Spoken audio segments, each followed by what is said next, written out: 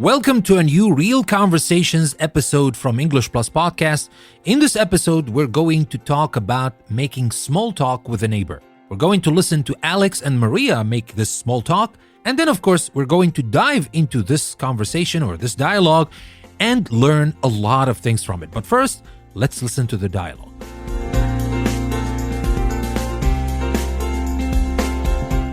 Hi, Maria. It's nice to see you out here. How have you been? Hi, Alex. I'm doing well, thanks.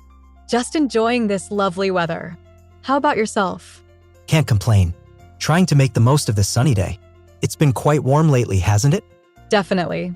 Perfect for spending more time outdoors. I've noticed you've started a garden. It's looking wonderful. Thanks for saying so. I've put a lot of effort into it. Gardening has been a great hobby lately. Have you been working on any new projects yourself? Yes, actually. I've taken up painting again. It's very relaxing. That sounds fantastic. I'd love to see some of your work sometime. I'd be happy to show you. By the way, have you heard about the community picnic happening next weekend? I saw a flyer but haven't looked into the details. Do you plan to go? I'm thinking about it. It could be a nice way to meet more of our neighbors and enjoy some good food. Absolutely, it sounds like a great idea. Maybe we could go together? I'd like that. It's always more fun to attend these events with someone. Let's touch base later in the week about it. Sure thing. Oh, and before I forget, how's your sister doing? Last time we spoke, you mentioned she was moving back to town. She's settled in now and loving it. Thanks for asking. She's actually planning to join the picnic as well. That's wonderful to hear. It'll be nice to catch up with her too. Well, I should get back to my gardening, but let's definitely plan for the picnic. Sounds good. I'll see you around then. Enjoy your gardening. Thanks, Maria. Take care. See you soon.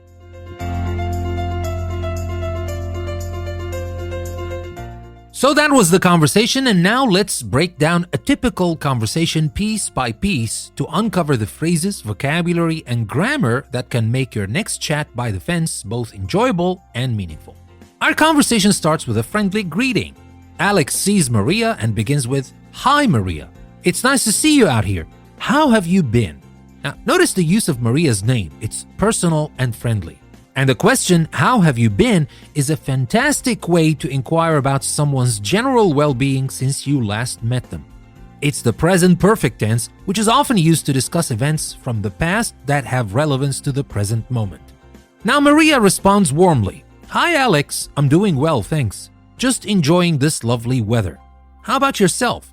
Well, this is classic small talk, starting with the weather, which is a neutral topic everyone can relate to. Maria's use of thanks after stating she's doing well is a polite way to acknowledge Alex's inquiry. Now, Alex then comments on the weather, and he said, "Can't complain. Trying to make the most of this sunny day. It's been quite warm lately, hasn't it?" Well, this not only continues the weather discussion, but also introduces a personal note about making the most of the day. The phrase "can't complain" suggests a positive outlook without going into specifics. Well, the conversation naturally progresses to compliments and sharing interests. Maria says, "I've noticed you've started a garden. It's looking wonderful." Compliments are a great way to show interest and appreciation for what others do. Alex reciprocates by expressing interest in Maria's painting, showing that mutual interests can deepen a conversation. They then touch on community events, a great way to find a common ground. Maria brings up the community picnic, and Alex shows interest, saying, "Maybe we could go together." This is an excellent example of using the conversation to make future plans, which strengthens community ties. Now, showing concern for others is also a key part of neighborly small talk. Alex asks about Maria's sister, recalling a past conversation, which shows attentiveness and care. This kind of personal inquiry can make conversations more meaningful. And finally, they conclude their chat on a positive note. Maria says, "Sounds good. I'll see you around then. Enjoy your gardening." And Alex responds with, "Thanks, Maria. Take care. See you soon." Ending with well wishes and a forward-looking statement leaves the door open for future interactions. Now, throughout this conversation, we've seen the importance of using open-ended questions, sharing personal interests, and the role of polite inquiries about family. These elements not only make for pleasant small talk, but also foster a sense of community and connection between neighbors. Remember, the key to mastering small talk is practice. By using these phrases and tips in your own conversations, you'll find that chatting with neighbors becomes easier and more enjoyable. Whether you're talking about the weather, complimenting their new garden, or making plans to attend a community event together, these small interactions can lead to lasting friendships. And with that, we come to the end of today's episode of Real Conversations from English Plus Podcast. If you liked the episode, please follow our podcast and share it with your friends and family so that they may also get the benefits you're getting right now. By doing that, you will help me reach more people, and of course, at the same time, you will help other people benefit from the content we are putting in our podcast.